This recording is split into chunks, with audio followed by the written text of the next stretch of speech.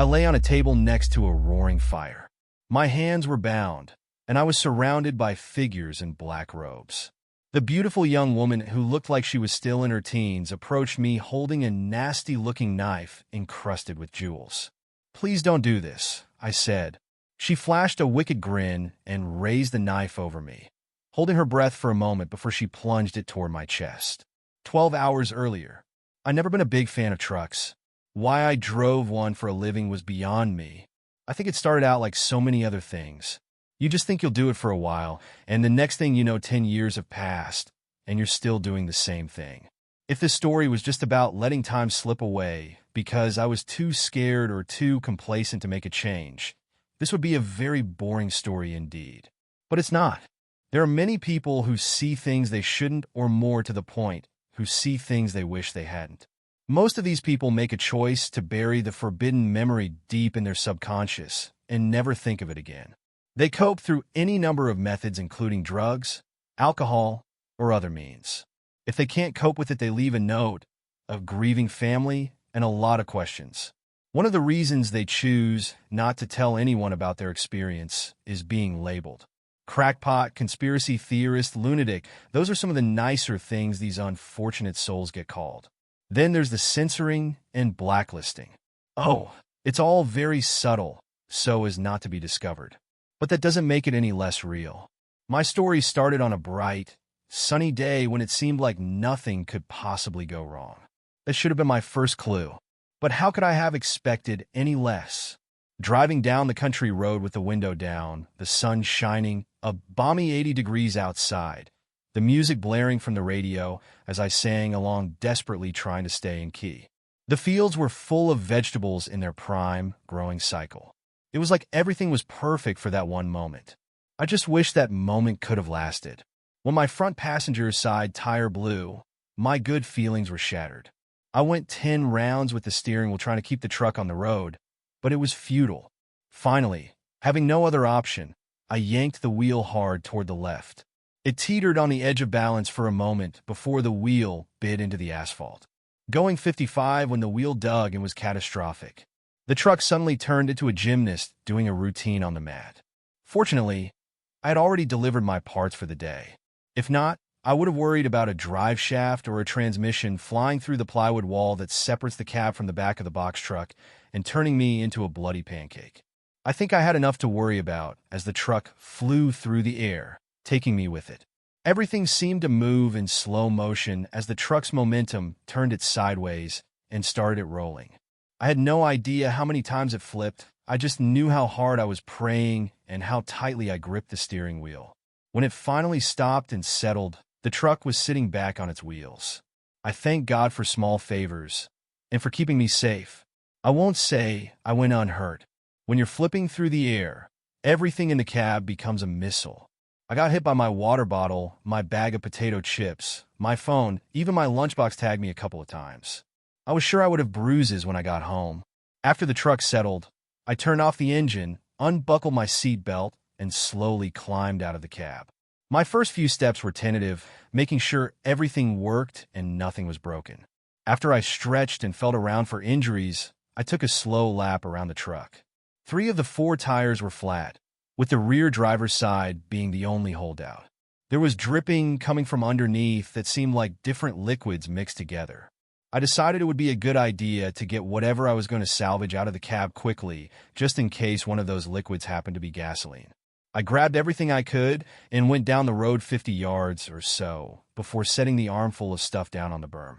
I sat down in the grass along the road and looked at the truck. I could see the top had been bent. It looked comical, as if it was leaning over and needed help to stand up straight. Thinking of that reminded me that I needed help. The road wasn't very well traveled. It was a 2-lane country road I had been driving on for nearly an hour, and I hadn't passed more than a handful of cars. I dug through my pile of rescued items and found my phone. I really wish I hadn't. The screen was splintered. I tried to turn it on, but it was no use. I wouldn't be calling anyone with it ever again. I looked up the road and down, but all I could see were endless miles of corn growing in the field.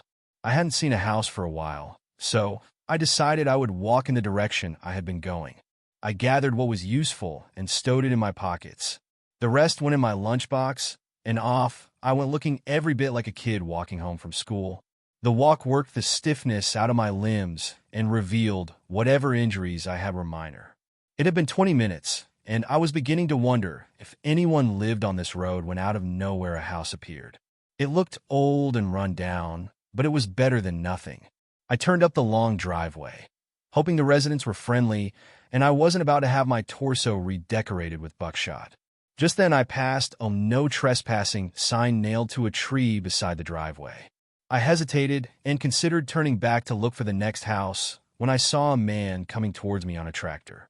It was already too late. He pulled up beside me and killed the engine. He was big, wearing overalls which he filled with a belly, but I could see bulging arms from a lifetime of hard work. His silent stare made me feel the most uncomfortable I had in a long time. "Afternoon," I said, waiting for some response.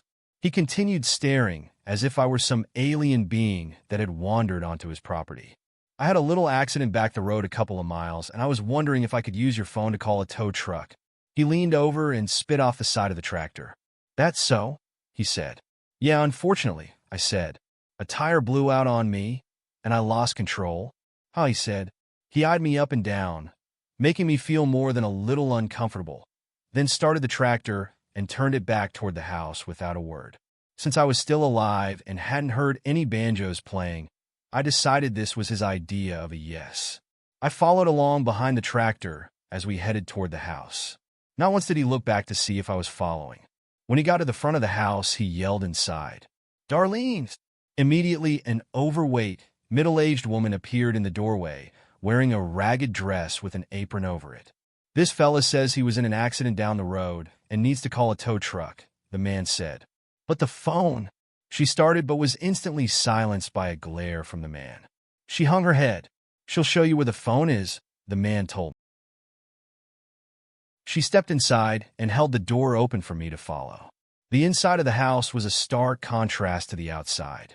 It was clean and very well kept. I was surprised to see the portraits hanging on the wall had no dust on them at all. She led me down a hallway that ended in an immaculate kitchen. It was like someone had dropped it here, straight out of a 50s TV show. I was so busy taking in the pristine condition of the room that I completely missed the phone hanging on the wall. She turned and pointed it out to me. I reached for it, but wiped off my hands before picking it up, so I wouldn't leave any marks. When I put it up to my ear, I heard a strange sound I couldn't identify, but no dial tone. I clicked the receiver a few times, but still got no dial tone. "It's not working," I said. She took the phone from me and tried to use it, but was unsuccessful as well. "I apologize," she said, gently hanging the phone back on its cradle. "The storm must have knocked it out." "What storm?" I said. She hesitated. "We had a storm last night and lost power," she said, avoiding my eyes. "It must have taken out the phones as well." "Didn't you know about this before?" "We don't use the phone much," she said. "If you hadn't come, I might not have known it until tomorrow or the next day." "Wow," I said. "I can't imagine going days without using my phone." I mean, we don't really have that many people to call," she said, twisting her apron into a knot. "Maybe I should try another house," I said. "Their phone might be working." "I doubt it," she said. "But you're welcome to try. Our nearest neighbor is 3 miles down the road." The thought of walking another 3 miles held no appeal to me, but if their phone was working and I could get a ride out of here, it would be worth it. There was something odd going on here, and I didn't want to be part of it. In the back of my mind, the banjo players were tuning up. "That's fine," I said. "Would you mind if I use your bathroom before I go?" "Oh no, not at all," she said, brightening. "It's the second door on your left." Her sudden mood swing gave me the distinct impression she didn't want me here. I had no desire to be any place I'm not wanted, so no problem with me. I stepped into the bathroom and was once again impressed by the pristine nature of everything in the room. I felt almost sacrilegious using the toilet. When I was done, I washed my hands. As I glanced in the mirror, I saw a shadow move from the window behind me. I'd swear someone had just been looking in. I dried my hands and tried to put the towel back exactly where it was before exiting the room. I stepped out and nearly ran into the man. "Did you make your call?" he said. "Couldn't, the phone's not working." He said. "I was going to walk down to your neighbor's house and see if maybe their phone's working." It won't, he said. How do you know that? The phones are all on the same line. If one goes down, they all go down. Why not stay here for a while and try again later? There was something wrong with his face. Suddenly, I realized he was trying to smile. The problem was it came across as super creepy. The other problem was I had no reason not to wait here. No reason I could put my finger on. No reason except the creeping suspicion in the back of my mind that something wasn't right here. But how do I tell that to a farmer who's half again my size and looks like he could bend me into a pretzel? Sure, I'll stick around for a bit, I said, wearing my friendliest smile. We went back into the kitchen. His wife seemed startled to see me return. She seemed even more startled to see her husband smiling. I sat in a chair at the table. Okay, I thought. Just sit here and take a break. Don't make eye contact, and whatever you do, don't accept any. Would you like a drink? He said. Sure, my mouth said, making my mind say, dough. The woman brought over a glass of water, and I tried to just sip it, but it was nice and cold. I hadn't drunk anything in a while and didn't realize how thirsty I was. I downed it in one go. At least I kept enough self-control that I didn't give a big at the end. I sat the glass down on the table. Would you like another? She said. No, thank you. I was just thirsty from walking. What do you deliver with your truck? He said. Car parts, I said. I deliver to local repair shops. They both wore the polite, isn't that interesting looks that told me it wasn't interesting to them at all. Darlene rose from her seat. I should be starting supper, she said. Would you like to stay and have supper with us? Oh no, I don't want to trouble you, I said. It's no trouble, the man said. I really should be going? Where? He said. Why don't you have supper with us, and you can try the phone again after? That sounds great, but we're not good enough for you to spend time with, he said. That's not at all what I was going to say. I stood there, his glare burning through me. Of course, I'll stay for supper. His hardened facial expression melted into a smile. Great, he said. I'll go wash up in the upstairs bathroom, and you can use the one down here. I smiled, but my mind was screaming. What did you get us into? I followed him out of the kitchen and went into the bathroom while he went upstairs. I could hear the steps creaking under his weight as he ascended. I stood there holding the bathroom door, looking at my escape, the front door a handful of steps away. But where would I go? Back out on the road where he could easily find me? Maybe I could flag down a passing car before he knew I was gone. But then again, who knew when a car would go by? This wasn't exactly the interstate. In the end, I gave up and went into the bathroom to wash up. Not knowing exactly what that meant other than washing my hands, I decided to wash my face too, just in case. As I dried my face, I saw the shadow in the window again. I tried to play it cool and put the towel back on the rack, then slid over toward the window and darted toward it. The shadow was too quick and disappeared before I could get a look. I came back over to the mirror and stared into the tired eyes of a man in his late 30s who had traded his dreams for a secure job. You must be crazy, my reflection said. Why don't you crawl out that window and get away from here? I turned and looked at the tantalizing window. When I turned back to the mirror, my reflection was still there. You want me to take the risk of escaping while you sit nice and comfy in your frame? I said. Why don't you escape? My reflection glanced at the window, but didn't make a move toward it. That's what I thought, I said to the reflection. I stepped out of the bathroom and was greeted by the most delicious smell. I glided into the kitchen and drank in the smell of glorious food. What's that amazing smell? I said. Darlene jumped and turned around, brandishing a large spoon in self-defense. I'm sorry, I didn't mean to scare you, I said. It's all right, she said, her cheeks turning red. I'm not used to anyone coming to the kitchen until I call for them. Do you need any help? Help? She said, looking at me like she didn't understand the word. Yeah, help like with setting the table, I said. Oh no, I always take care of that, she said. But thank you. I went to the table and sat down, watching her glide through the kitchen with practiced ease. In no time, plates, glasses, and silverware appeared on the table. I noticed 5 place settings, including the one where I sat. I was about to ask about the others when she yelled, "Supper." It startled me when I realized it was the loudest I'd heard her say anything. The man came through the door first, followed by a boy, maybe 11 years old. Next came a young woman in her teenage years. I quickly glanced away. The man's eyes bored into mine, and I suddenly found the pattern on the dishes to be the most interesting thing I'd ever seen. Darlene brought over a large bowl and a plate full of biscuits. 3 hands each grabbed a biscuit. The man took 2 and began to disassemble them on their plates, then poured the gravy over the remnants of the biscuit. "Well, what are you waiting for?" the man said to me. "Help yourself." I took a biscuit and separated it in half, then poured gravy over it that had chunks of meat in it. "What kind of meat is this?" I said, inhaling the tantalizing aroma. "Chicken," Darlene said, darting her eyes toward the man. "It smells amazing," I said, picking up my fork and diving into the gravy-soaked biscuit. "Aren't you forgetting something?" the man said. I looked around and found all eyes on me as my fork froze halfway to my mouth. I paused and set it down, then folded my hands as the others had already done. "Dear Lord," the man said, "thank you for the hands that prepared this meal and for blessing us with another day of life. Please help this fella to find his final destination and bless us to do your bidding. Amen." I opened my eyes, and everyone else was already devouring their meal. I picked up my fork, checking to be sure I wasn't going to be admonished for eating this time, and began devouring as well. To call the simple fare delicious would be an understatement. It was hands down the most incredibly tasty meal I'd ever eaten. I shot Darlene my biggest smile. "This is really delicious," I said. The man glared at me. The children shot curious looks at me. Darlene blushed and looked away. "What?" I said. "We're not big on compliments around here," the man said. "We do what needs to be done and don't expect a fuss to be made about it."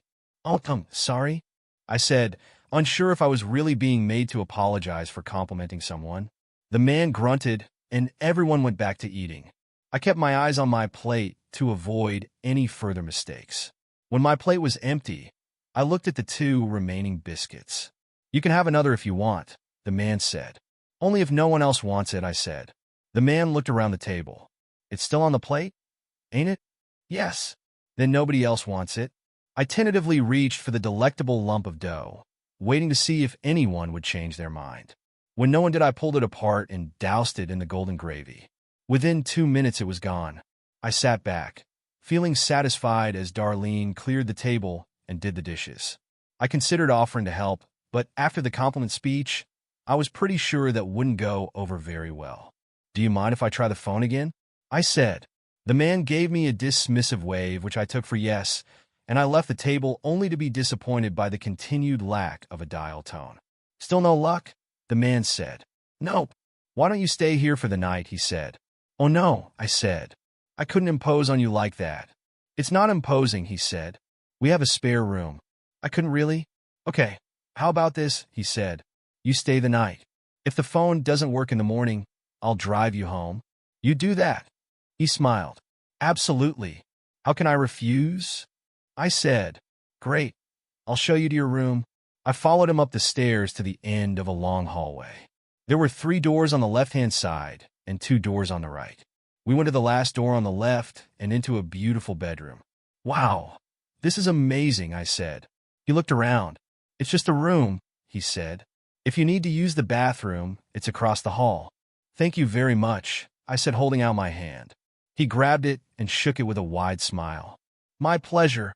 I waited until he left to collapse to the floor in agony at my hand that had been crushed by his handshake.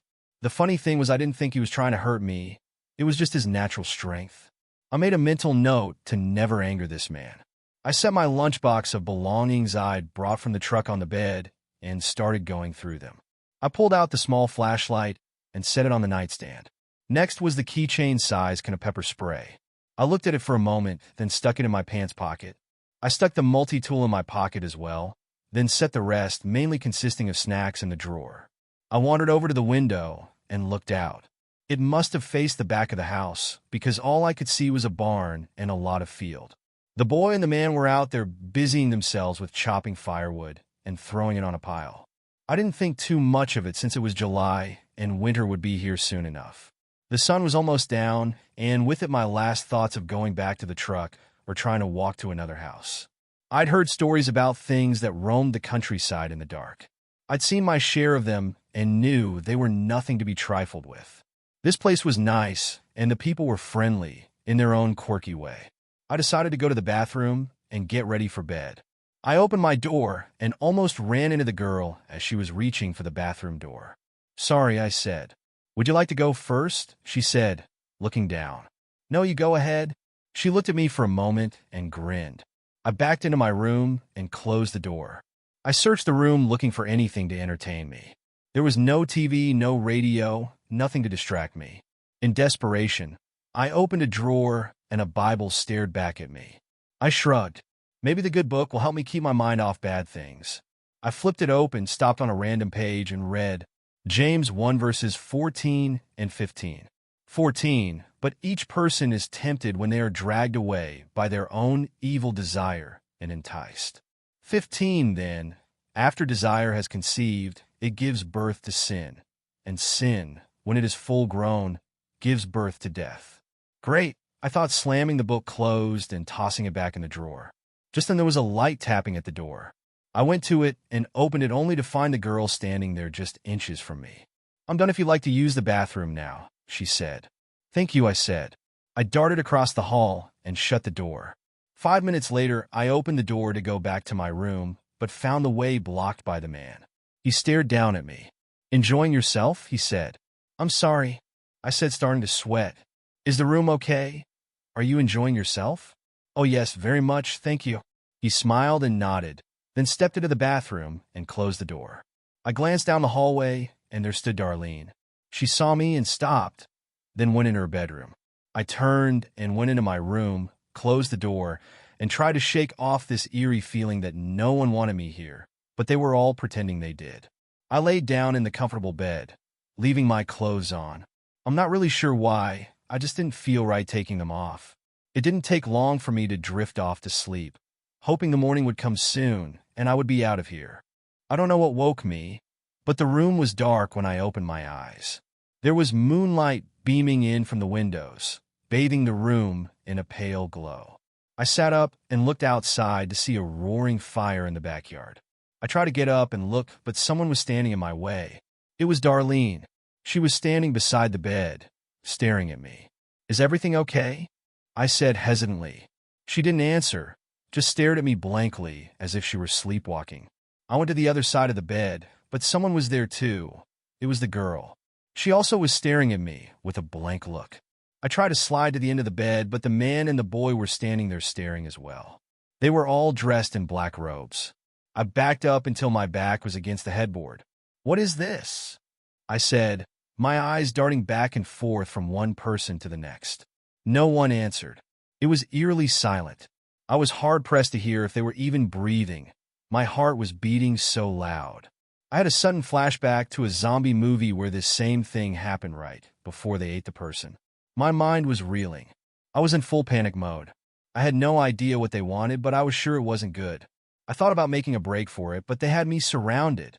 I started thinking in terms of the weakest link. The girl was standing beside the bed. Surely, I could push past her before one of the others could get a hold of me. It would have been a good plan if the door was on the wall beside the bed, but it wasn't. It was on the wall at the foot of the bed, which meant pushing past her, then try to get past the man and the boy before reaching the door. I was past regretting ever seeing this house. I was only concerned with getting out alive. While I was thinking about escape, they made their move. They all grabbed me at the same time. It happened so fast I had no way of avoiding it. I tried to pull away, but their grip was like iron. It was even impossible to yank out of the girl's grip. They held me down and tied my hands with rope. Then they lifted me out of the bed and walked me down the stairs. We walked through the kitchen and out the back door where the blazing fire awaited, surrounded by a dozen people dressed in similar black robes. We stepped inside the circle of people and stopped just before the fire. It was burning so hot I began to sweat. The man stood behind me and held me in an iron grip. Darlene stepped up to the fire, then turned and addressed the group. "Once again, our Lord had provided a sacrifice," she said, making me go into sheer convulsions of panic. The man gripped me tighter, nearly making me scream with pain. He picked me up and laid me on a picnic table. All I could think of was a barbecue, and I was the prize pig. Darlene began murmuring in some language I didn't know. It was repeated by the rest of the group. Even the young boy was murmuring and looking at me with malice in his eyes. The sounds reached a fever pitch as they raised their hands and looked to the sky. I tried to take advantage of the moment and roll off the table, but the man's grip on my shoulders was like a vice. They reached a crescendo, and the sound died down as they lowered their hands and locked all eyes on me. I knew my time had come. Darlene turned toward me and pulled out a wicked-looking dagger that was covered in gemstones. She took a step toward me, then turned and handed it to her daughter. She took it in two hands with reverence, then held it by the hilt and started toward me. The once angelic face had taken on a menacing grin. She approached the table, receiving approving looks from all those around as they closed the circle in tight. "Please don't do this," I said. She flashed a wicked grin and raised the knife over me, holding her breath for a moment before she plunged it toward my chest. I was out of options. I did the one thing I swore I'd never do again. My hands darted up with inhuman speed and caught hers, holding the knife at bay. She struggled, putting all her weight into the downward thrust, but my hands had already grown larger and hairier. Her eyes grew wide as she drank in my transformation, watching as my arms, legs, and chest grew insanely strong muscles and became covered in fur. Her shock was magnified when I flexed my arms and shattered her wrists, bending them backward and plunging the knife into her chest. Her mouth fell open to scream, and I filled it with my claws, ripping straight through the back of her head. I grabbed her throat and ripped it out. She fell, blood pouring from her neck, her eyes frozen in a state of shock. The man tried to wrestle me back down, but I towered over him, grabbing him by the torso and throwing him down on the table, shattering it in his back. I grabbed his arms and legs and twisted them together, hearing the bones snap as I made him into a human pretzel. Darlene was next. She, like the others, had come to the realization that their little ceremony had gone wrong. I leaped in front of her, grabbed her arms, and ripped them out of their sockets. I then stabbed her in the heart with the sharp, broken bones. Next, I grabbed the boy, opened my mouth, shoved his head inside, and crushed it with a snap of my jaws. I used my animal instincts to track down each of the escaping cultists and eviscerated them one by one. When the last one was dead, I slowly walked back to the house. My adrenaline bled off as the danger level dropped. I slowly transformed back into my human form and stood by the fire looking from body to body as puddles of blood formed around them. As I walked past the man, he yelled, "You've taken everything from me." I stopped and slowly turned, looking at his broken limbs twisted at unnatural angles. I stepped over and stood beside him. "You were perfectly willing to take everything from me," I said. "How many others have there been just like me? How many innocent souls cry out from the unmarked graves you buried them in somewhere in the wilderness after you inflicted unthinkable torture on them? You say I've taken everything from you, and yet you still draw breath. What happens when one predator meets another?" He tried to look away, but couldn't move his head. "One of two things," I continued. "Either they stare each other down and go their separate ways, or they fight to the death. You had a chance to let me go my way. You thought I was weak, and in the end, I showed you your folly." I stepped over and ripped the sacrificial knife from the dead girl's chest, stepped back over to him, placed it to his throat, and slashed across, watching the spray of blood drain what was left of his useless life. "Now I've taken everything from you," I said, dropping the knife as the light faded from his eyes. I went to the fire and picked up a piece of burning wood, then threw it through the kitchen window. I walked down the driveway and onto the road. The moonlight lit my way as the sound of crackling wood grew less the further I walked down the road toward the place I called home. You may wonder why I wrote this. You might say I was telling on myself, and the police might have a few questions for me. That's the benefit of people who don't want to believe those who say they've seen extraordinary things. The truth remains shrouded behind the mask of doubt and unbelievability. The real reason I wrote this is as a warning. Never take strangers for granted. You never know who or what they are.